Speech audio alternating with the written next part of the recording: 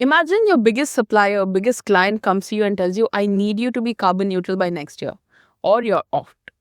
Now, what do we do? Right? This exact thing happened to a friend of mine, and he's called me in a panic. He said, Rihanna, I've Googled everything. I don't know where to start.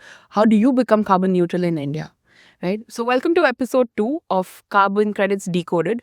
I'm with Seth. He's the co founder of Nature Mark Systems, and we're going to talk about the company side today. How the process works for somebody who wants to buy carbon credits, and how does it all work? So, thank you, Rihanna, for having me. What we do at NatureMark Systems, we help companies enumerate their carbon footprint. We help them see for reduction opportunities, and if they cannot reduce it, we help them offset it using carbon credits, right? And we have seen all of this confusion firsthand, where companies are confused on how to measure and how to offset their emissions. Okay. So let's look at my friend's case. What's the first step you would need to do if you're trying to offset your carbon emissions? So, first step in this journey is always we focus on measurement, because you cannot reduce what you haven't measured, right? And like, take an example of a budgeting, personal budget. So you cannot cut your expenses if you don't know where you're putting in all your money, right? So that's how we help them. So first, we help them measure their carbon footprint, and after that we help them reduce. Okay, so that means carbon footprint first and then everything else later, right? Exactly. So we have seen companies rushing to buy just carbon credits to offset their emissions. But in that case, they either end up buying too few to become carbon neutral, or they buy too much and and end up wasting money. So the measurement is the foundation. Okay, so then how do you start measuring all of these? So to help company with that, we have come up with something called as Carbon Desk. It's a SaaS platform where you just input the data. So like your electricity bill, your transport, your commute, and all those data, and it automatically calculates your carbon footprint and give you analysis on where you can cut down your emissions. Okay, when I was reading up about carbon footprint and measuring, I've come across the scope 1, 2, 3 a lot, but I'm not very clear on what it is. Can you explain? So a basic description of scope 1, scope 2, and scope 3. Imagine it as a concentric circle where your innermost circle is the scope 1, so that's the direct emissions.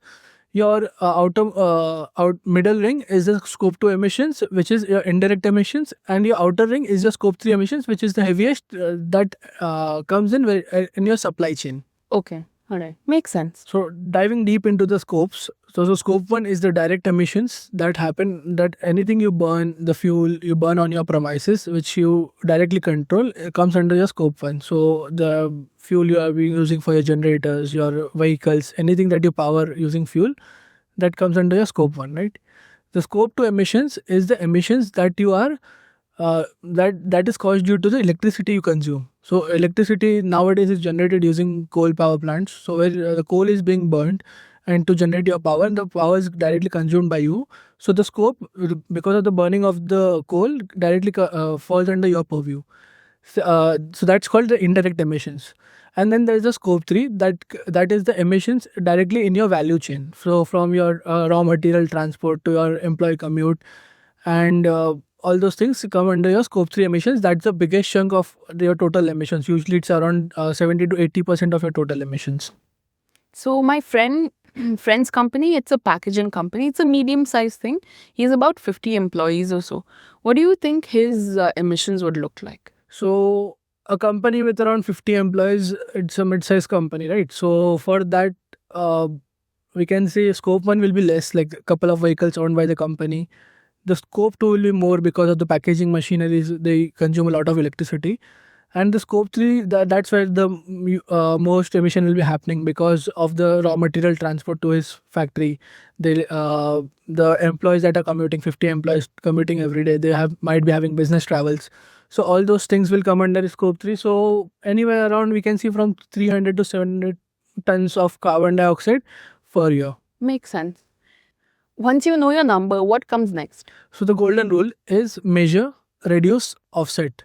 So in that order, offsetting is the last resort, Why that order specifically? because reduction is always better than offsetting. Imagine if you switch to renewable energy, you are actually emitting the emissions from happening, right? And if you just put in your money for offsetting, you are just compensating someone else to just offset your emissions. You're not making any real changes.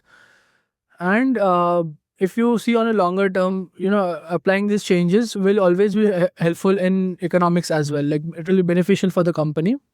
Okay, so that means offsets are only for when you can't completely reduce or eliminate, right? Exactly. So you cannot immediately change your energy sources. So like if you want to switch to solar and you think that solar is not a viable option for your location, and at the same time your energy supplier is won't change their policies overnight, right? So that's where offsets come in. They help you to fill in the gap between the time taken for the offset and the measures taken for reduction. So, Seth, what does the reduction part look like for companies? Any examples you can give me? Sure. So for scope one, companies can so company vehicles can be switched to EVs or CNG. They can replace their diesel powered generator with alternative cleaner alternatives. For scope 2, they can go for either installing rooftop solars, or they can switch to a green power provider. For scope 3, they can optimize the routing, enable work from home, so to reduce the employee commutes. Okay, and this is something you consult companies on, like NatureMark. Yes. So what we do is after the calculation, we search for the decarbonization opportunities. We verify where they can have the most impact.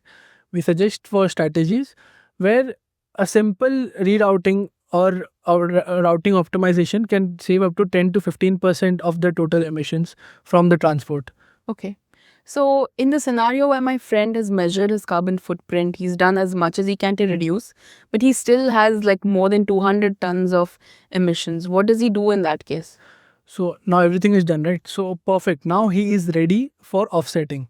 This is where we can connect with the previous episode where landowners were generating carbon credits. Now he's ready to buy those carbon credits to offset his project. So, what should my friend look for when he's buying these credits? Quality, quality, and quality. This is the most important aspect of carbon credits, the quality of the carbon credits. And where they have been registered, they should be registered with a reputable standards such as Vera and Gold Standard. They should have proper good documentation and verification. And we also suggest to go for projects that are registered in India, so that with doing that you can support the local community. At the same time, it's easier for you to verify them. And are these carbon credits very expensive? How much do you think you would need to budget? For a decent quality carbon credits, we are looking at anywhere around 800 to 2000 rupees per ton. So that would give us, like for your friend, you said it's 200 tons, right? So for 200 tons, anywhere around 1.6 to 4 lakh rupees for carbon offset. Well, that's a price for you have to pay for carbon neutrality. Not cheap. At the same time, it's not too crazy for a mid-sized company. No, that makes perfect sense. So I like how all of this is connecting. In the first episode, we talked about how landowners can generate carbon credits, and we're now talking about how companies can buy these credits. So it becomes a market in and of itself.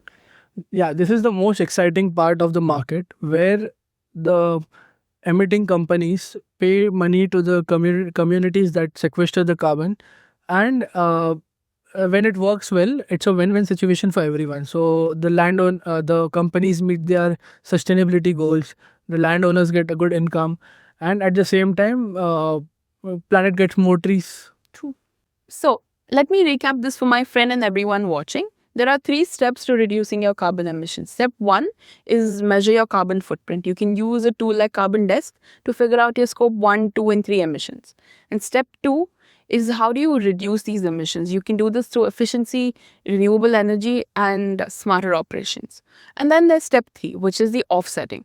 You do this by buying decent high quality credits from verified projects. These should run you anywhere from 800 to 2000 rupees per ton.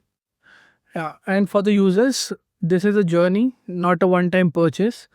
Your emissions keep on changing, your reduction strategies keep on evolving, and you have to reassess this annually. Yeah. And in episode 3, we'll be taking a more macro look at the Indian carbon market itself, because rules are changing, regulations are changing, and what would people need to know?